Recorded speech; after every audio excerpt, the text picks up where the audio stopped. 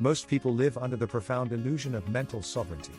You wake up, look at the decisions laid out before you, and believe with absolute certainty that your thoughts, your anxieties, and your level of drive are entirely your own. You treat your mind like an unbreachable fortress. If you feel sudden panic, you blame your caffeine intake.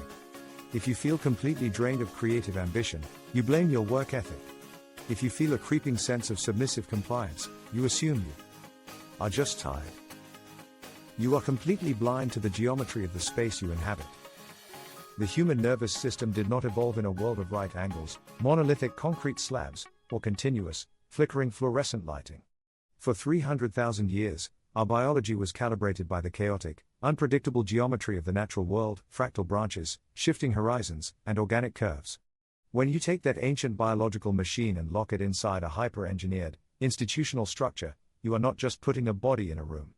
You are subjecting the brain to a highly calculated psychological rewrite. This is the hidden science of spatial domestication. Architectural space is not a passive backdrop for human life. It is an active, continuous behavioral instruction. Every ceiling height, every corridor width, and every choice of material is a physical variable that directly alters your cortisol production, your dopamine baseline, and your executive decision-making. The elite structures of modern society, corporate office towers, maximum security institutions, processing centers, and high-density urban grids, are not built simply for efficiency. They are designed to exploit a biological vulnerability known as environmental hypervigilance. They are built to quietly dissolve your will to resist. Part 2. The Cognitive Attrition Mechanism. To understand how a physical building can systematically break human agency, we must look at the cognitive load of spatial navigation. Within the temporal lobe of your brain sits the hippocampus, containing specialized neural processes called grid cells and place cells. This system acts as an internal biological GPS, constantly mapping your environment, calculating escape routes, and determining spatial relationships. In a natural environment, this tracking system is deeply engaging. The brain receives a rich stream of sensory data, varying light levels, organic textures, shifting horizons, and complex physical geometry. This keeps your cognitive flexibility high. But when you place an individual inside a monolithic, repetitive structure, the system undergoes an immediate crisis.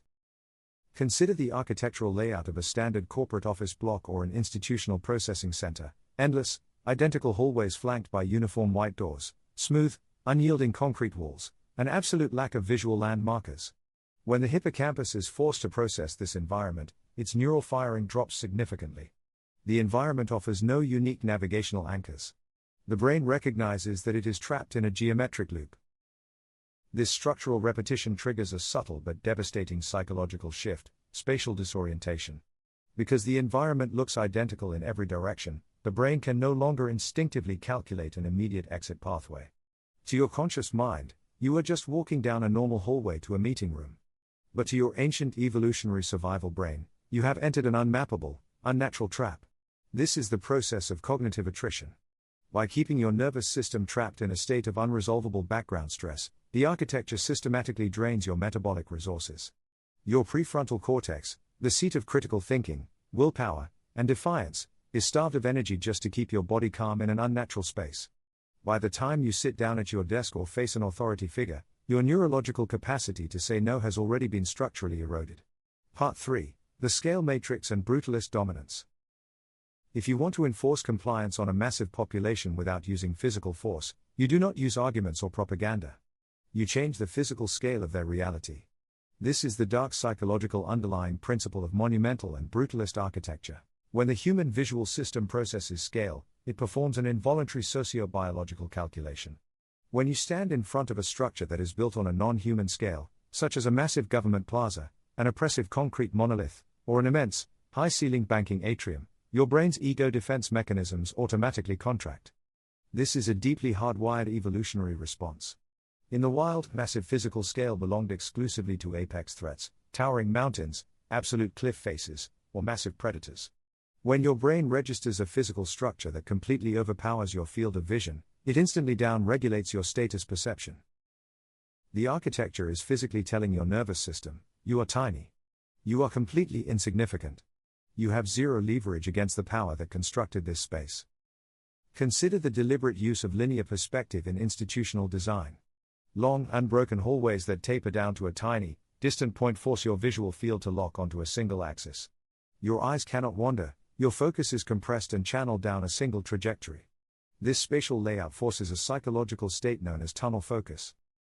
By restricting your lateral vision, the architecture prevents your mind from exploring alternative cognitive pathways. You are forced into a singular, highly predictable direction of movement and thought. The architecture commands your focus, and whoever commands your focus commands your behavior. Part 4. Sensory coercion and the vacuum effect. The breaking of human will inside a space is finalized through the strategic implementation of sensory coercion. The most powerful weapon in this phase is the elimination of natural temporal markers, specifically, the systematic exclusion of natural sunlight and changing circadian rhythms. When an individual is placed inside an environment lit exclusively by high-frequency fluorescent or LED panels, the brain's suprachiasmatic nucleus, the master internal clock, is completely blinded. The light remains perfectly uniform, flat, and unyielding regardless of whether it is 10 a.m. or 2 a.m. This creates a highly disruptive psychological state known as temporal dislocation. Without the shifting angles and warming colors of natural sunlight, the brain can no longer track time. This lack of data creates an acute internal disorientation. The mind becomes unanchored from reality. When you lose your grip on time, your ability to plan, project into the future, and maintain a long-term strategy vanishes.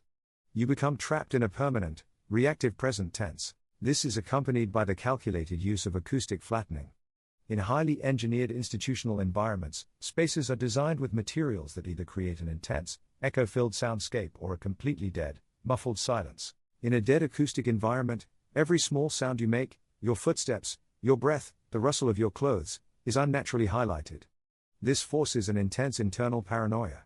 You become hyper-aware of your own physical presence, turning your focus completely inward and away from the systemic forces operating around you. You are effectively trapped inside your own head, while the physical environment holds all the external leverage. Part 5. The blueprint for spatial sovereignty. To break out of this invisible architectural matrix, you must first learn to see it clearly. You must stop treating the buildings you enter as neutral containers, and start analyzing them as active psychological adversaries. The moment you step into a space designed for domestication, whether it is a highly sanitized corporate office, a massive transit hub, or a uniform institutional building, you must execute an immediate neurological override. Second, you must aggressively disrupt the flat sensory landscape of these spaces. If you are forced to work or exist under continuous artificial lighting, you must find windows of time to expose your eyes to raw, unfiltered natural sunlight. This resets your circadian rhythm and breaks the cycle of temporal dislocation. Carry physical objects that possess organic textures, wood, stone, or raw fabrics. Touching these materials sends a burst of varied tactile data to your somatosensory cortex, instantly breaking the monotonous sensory feedback loop of smooth concrete and synthetic plastic. Ultimately, the goal of psychological architecture is to make you completely predictable, compliant, and easy to govern. It uses massive scale to make you feel small, and extreme repetition to make you feel exhausted. But once you understand the hidden blueprint of these structures, their power over your subconscious mind begins to dissolve. You learn to walk through their concrete mazes without ever letting them touch your internal sovereign core. You stop being a passive variable shaped by the room, and become a conscious strategist navigating the matrix from the inside out. The walls are watching, and they are engineered to break you. It's time to rewrite the script.